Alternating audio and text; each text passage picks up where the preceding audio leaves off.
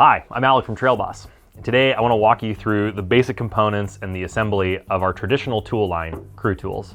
Each crew tool is made up of some very simple components. You have a handle that has a cross-drilled hole, a core, a guard, some hardware, and the head.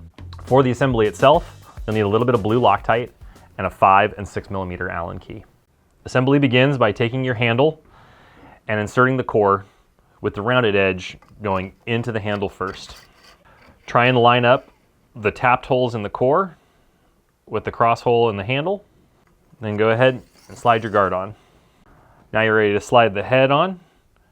While you're inserting the handle into the socket, if you accidentally push the core into the handle a little bit further, you can use an Allen key or the head bolt to help kind of bring things back into alignment.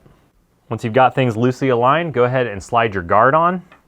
And then we're going to take our cross bolts with a little bit of blue Loctite and get them threaded in there just finger tight.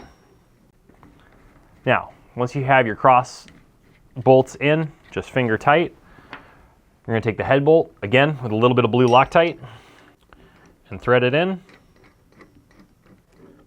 And once you've got it in, you can go ahead and cinch down on that head bolt, drawing the core all the way into the base of the socket of the digging head.